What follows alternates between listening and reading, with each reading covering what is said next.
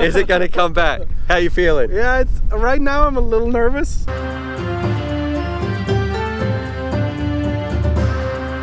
Radio out here in the field in Hong Kong. Pretty crazy, very exciting stuff today. We've got mainland China over there. Hong Kong's all behind me, and also the man Trappy from TBS. So what we're going to be doing today, flying the how do you say it? CAIPIRINHA. The CAIPIRINHA 2. We're going to do some flying, some long range stuff, high altitude. So what we're going to do, go check out the wing and give a bit of a rundown. We got the clear view set up and take it for a burn. Ready to do it? Yeah. All right. Alrighty, Trap, what are we doing today? Because I'm going to say too, I should not be flying this because we want to get this back. I've only got one GoPro for the trip, and every single time I go for a wing fly, well, it does not end well. So what are we doing today? Well, we're going to try and shoot a little bit for range. It's a little hazy. We're probably going to fly like back into Hong Kong. Yep. I'm going to get a bit of wing advice, which is extremely limited. It's good to go into the wind first and use it to come home. Exactly. Rather than the other way because it might never make it back. Yep. Well, it's more important for quads actually than for wings. Okay, all right, yep. Yeah, so this is my CAIPIRINHA setup. It's pretty old. I've got a flight controller set up here. This is the TBS wing layer, and underneath we have like a power cube. It's the same one that's in the Oblivion, but just with no ESCs. That's interesting. It's on the side actually. It's not. Most of them I usually see all the components in the middle. Yeah. But no, we have the battery in the middle to move the CG forward. Okay. Yeah. So and can we check out this battery? Wait to see how big this is. Yeah, it's a pretty massive one. So it's about 6,400 milliamps or 6,200 milliamps for us. And what do you think our flight time is going to be? Well, in this kind of wind, it's probably going to be about 40 minutes. Okay. Yeah. But normally we can stretch it over an hour easily. Okay. Yep. We got the perfectly labeled 150 amp. It's only a 50 amp. Okay. All right. So ignore that one. Yeah. With the 8,000 kV motor, Crazy. Which is actually a 1,000 kV motor. And then we got the crossfire diversity setup in here. So that gives us the FLARM, which basically communicates with the real aircraft to let us know our position. Okay. Wow. So what's that called? The technology is called FLARM. All right, and what does that do? Because I don't know. This is kind of interesting. So what FLARM?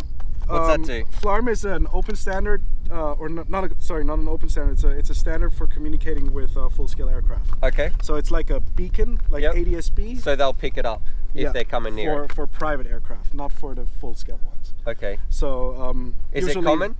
No, it's very uncommon. Okay. Only Crossfire has it. Okay. I mean, but is it common on the other craft or just all right? It's pretty common, especially in Europe and here. Okay. Here. In the US and I guess in Australia as well with the private aircraft. And you can't really see it, but the GPS are underneath here, pointing up obviously. But yeah, that gives us like a clean setup. It's one of the special things about the CAIPIRINHA. There's very little drag surfaces. Other than that, standard TBS Triumph 5.8 setup. And 5.8 long range. Check out this bad boy, this antenna as well. So that is a huge triple feed patch there. That's for 5.8, right? Yeah, it's actually made by the same guy that makes your this one. Yeah. Is it Martin Burt? Yeah, exactly. Martin Bart or something. Hey, we got. All right, we got company. We got some security forces. Yep. Ah, it's fine. Yeah, it's Hong Kong. No worries. Okay. In China, I would be running right now. Or we'd be packing up. No, they're. All right, so those interruptions aside, you ready to do it? Let's put some goggles on. You're going to have the clear view feed because we want you to have the best feed. I'm going to try to record some DVR. Secondary here. Oh, fantastic. Yeah. Okay, and we'll go for a burn, do a bit of a talk, and hopefully, fingers crossed, I'm sure this is going to come back. Are you going to launch? Have you launched before? Yeah, but poorly. You just throw it over my head, right? Yeah. I'll full throttle and you just throw it over. Okay, yeah, let's do it. Okay. Here you go. Oh. Hang on. That's all good. Your goggles recorded. I'm a bit nervous. All right, you ready? Yep. Yeah, you tell me when. GoPro's on. GoPro's on. All right. Cool.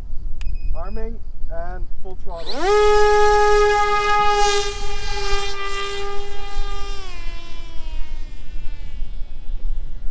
got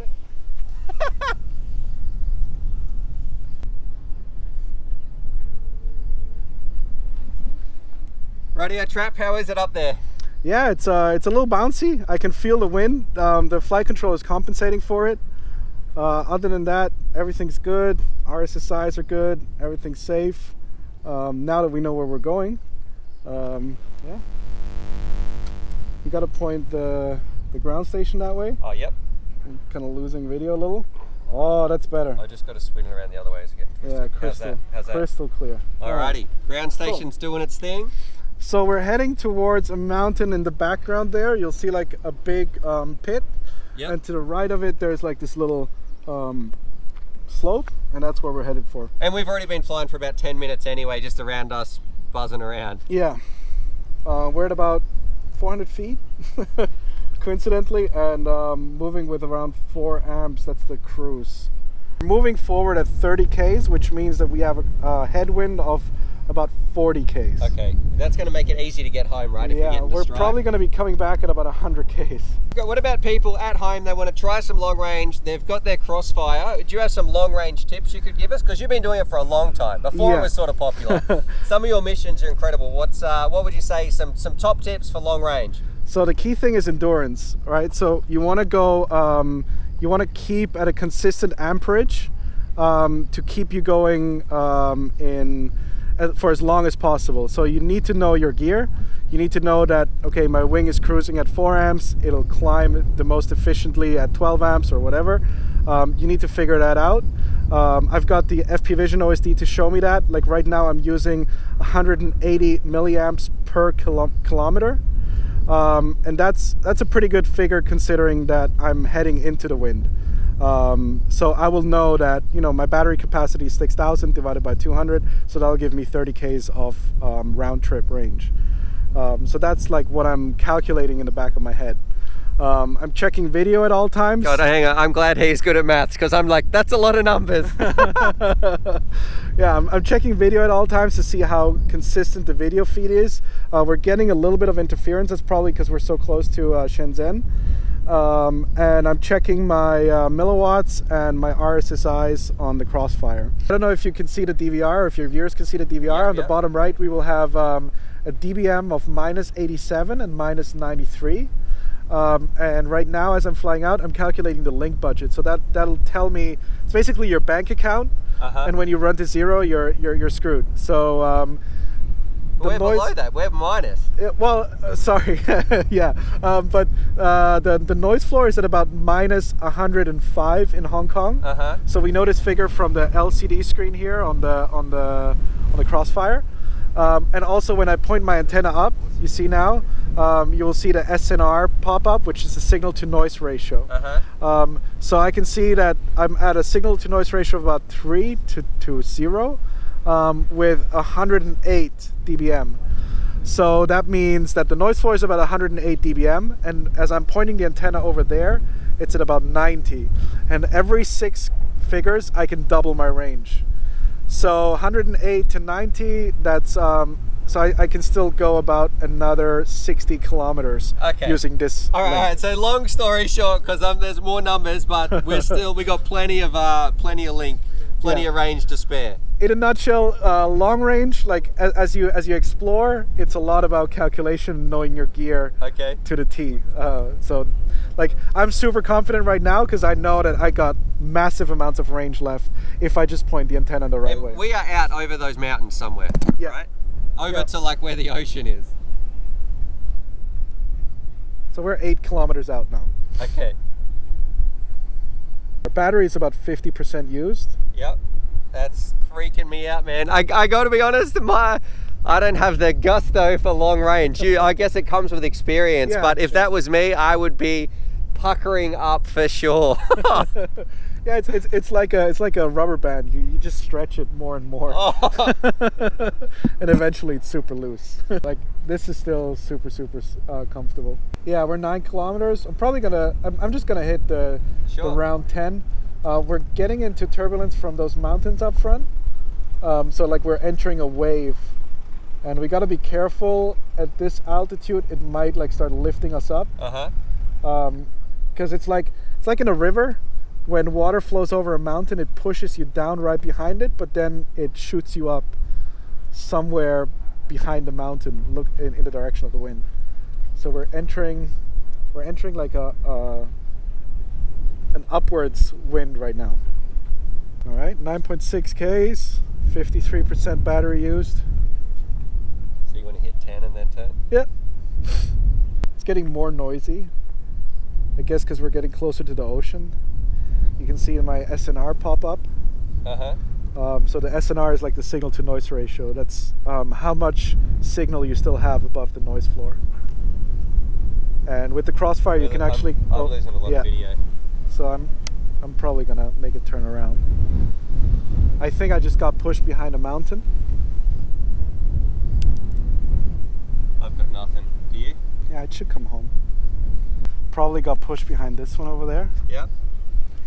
All right, so we've gone behind a mountain. We've got some faith in the gear, and I can't see anything. My video's gone. Let's see what happens. Is it going to come back? How you feeling? Yeah, it's right now. I'm a little nervous. I gotta admit, because I don't know if the failsafe was set up properly. But I did hit the return to home before it was completely gone. And I saw it go into this slight curve. And yeah, now you can see the video. It's coming back. See yes, that? Yes. So we got it's coming back. Sync. And we're flying home at 81 kilometers per hour. Is that facing the right direction? Yeah, it's facing the right direction. Mate, and it is hooking home. 80 Ks. Holy Okay. It's zipping home, man. Oh yeah, and now you can see, like, we just went over the horizon. Yep. You see that? Look, those two little peaks up front. We just dipped behind those peaks. Okay. All right, so that part was extremely freaky. We went out so far behind a mountain. The video was gone. Secretly in my heart, I don't know about long range. I was like, it's gone. It's not coming back. Goodbye wing, goodbye GoPro. And you just held your radio up. You had faith in the crossfire. Return to home was hit, and lo and behold, it's coming back, and it's coming back fast. Normally what you do if you don't have return to home is you punch the throttle. Okay. It's always about altitude. Okay. Like what happened to us is we got into that crevasse over there. Yep. And then the wind carried us to the left a little bit. Okay. And so now we just went behind the horizon of that mountain. But if we punch altitude, that means that will mean we get more range or something back. Yeah, okay. Yeah. So I'm gonna flick. I'm gonna turn RTH off in a second. Yeah, you might need to avoid those mountains. You seem to be. Yeah, exactly. Because I'm probably like, if we went behind the horizon, that means we're on a collision course. So I'll just wait a little bit more until the video stabilizes a little bit. Well, we're still good, I think. Well, let's do a close pass. Let's just trust the RTH. Jesus. Play chicken with the mountain, right? See who moves first. This is my one GoPro for recording the whole trip. Oh, really? Yeah. Oh, we can get another one. No, I've got one. No, we're safe, man. We're safe, yeah. Holy, we're at 100 Ks right now, almost. Coming back. So yeah, the wind was super crazy. We just used 5% of the battery to make it back half of the way. So that's how we were pushing into the wind. Yeah, so that RTH really paid off. Yeah, thank you for setting that up. Yeah. Thank you, Stanley. Alright, Cal, you're watching the video as well. You've been along for the ride. What do you think? I think it's a great adrenaline rush, for sure. I've been charged just watching this. I can't believe how far we're getting out. And look, I'm getting a lot of interference in my goggles, so, you know, it's an adrenaline ride the whole way, for sure. But interference versus what we're used to. So you said it was actually pretty good. You've flown through a lot worse, Trap. Oh yeah. But for what we're used to in a normal park flying within 50 meters, it's significantly more. So we're about 4 Ks out, and I'm gonna dive this mountain. Oh. Super turbulence. Yeah, I can't get close. It's super turbulent. Oh God. He's doing it. Okay. And we're gonna be coming back a little lower. Yeah. I think if the wind allows us to.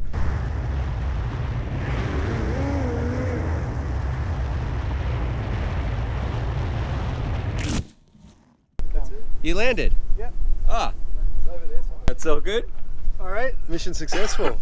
Well, we got to get it back first, and then it's mission successful. Yeah. See if the GoPro recorded, otherwise we got to do it again, right?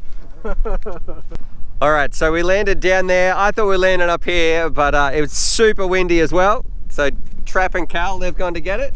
Rightio, so we've got it back, Trappy. I've got to admit, I was kind of freaking out a little bit, especially when we lost it. I feel much more, I guess, happy. We've got it home, but overall, you showed me something a little bit sneaky that you knew about. Yeah. That you didn't tell me at the time. I didn't tell you at the time. That's why you had so much faith. But yeah, show us what you were talking about. Yeah, so even with the battery unplugged, the Crossfire diversity receiver has a little nifty feature. You see it's still running. And right now it's transmitting the GPS beacon for 2 days. Okay. And it'll charge off the battery, so within like 30 minutes it'll be fully charged. Yep. And it'll have 2 days of... So even though once it's unplugged, we can go, you were going to look on the back of your... Let's say we lost it way out there. Yeah. We could look on the back of the radio and go and if we really wanted to go find it and track it down. And the beacon has a 400K range. Okay. So it goes even further than the Crossfire. So basically all you have to do is just sit in the car, wait for 20 minutes, and then or like drive around, and within 20 minutes you usually have like the signal, and then you'll know exactly where it is with an accuracy of like 1 meter. Awesome. Yeah. Too easy. And what about if someone picks it up and takes it home to their house? Will that be able to... It will continue to update. So they need to somehow either open it up and turn it off. So exactly. If someone nicks your model as well, it's like a bit of safety insurance. It's in that guy's house, in your bedroom. Yeah. All right. No worries, Trap. Well, thank you so much for the awesome day, for picking us up, taking us out, showing us a bit of Hong Kong, doing some long range mountain flying. It was absolutely a pleasure. Yeah, that was amazing, man. All right. Thanks for stopping by. No worries. Thank you. Alrighty, so hopefully you guys enjoyed that video. Definitely subscribe if you're new to the channel and check out these videos. And I'm also going to leave a little link here to my Patreon page, because I've got some fantastic Patreon supporters and I like to give back to them as well. So if you want to join the UAVfutures family, there's things like bonus velcro straps, little bundles of FPV goodies and things like that that also get sent out. Anyway, happy flying.